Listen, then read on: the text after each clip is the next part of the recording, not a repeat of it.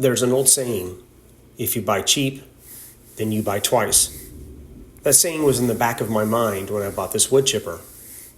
I had a need to clear tree trimmings from around our building, and the cost and process of renting a PTO chipper made me think buying one was a better option. I looked and looked at more familiar brands, and it seemed $3,000 was the going rate. So I found a Chinese imported unit through Facebook Marketplace for $1,750. The seller seemed legit. Actually, he was quite nice and upfront, and we completed the transaction. We took delivery and brought Nessie home and got her safely on the ground with a bit of trepidation. Looking at the manufacturing placard, there's an Austin, Texas business address, and it says imported from China in the lower left corner. I got the item with any documentation, so I don't believe there's any warranty. It seems this unit is generic in the international marketplace. I searched the listed address and not sure if it has any bearing on anything.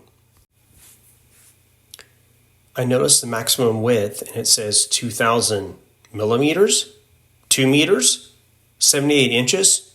Pretty big log going through. I certainly don't have the strength to deal with that size. Even if you use 200 millimeters, then that's still 7.8 inches, so still quite large. I have no idea what that number means. So I haven't gone any larger than 4 inches in diameter, and the chipper has handled that just fine. So, what build quality did I buy? Well, that's not a straightforward question. First, the bracket to set the discharge chute angle simply can't work, and it fell off after moving it on the tractor 50 feet anyway. Also, rotating the upper section of the intake chute can't be done as is assembled. Frankly, I don't know what to do about that.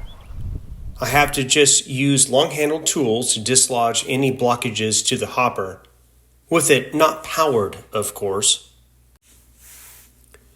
So far, I've operated it for about 5 hours, and after a bit of understanding how the unit works, I think it meets my property needs. So at least in the beginning stages, this chipper is of value to my farm. So far, the buy cheap, buy twice seems to not apply in this case.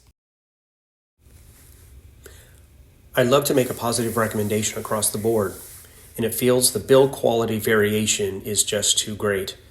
So in my case, it seems the unit is reasonably well built, and I have no idea if that is a trend or a fluke.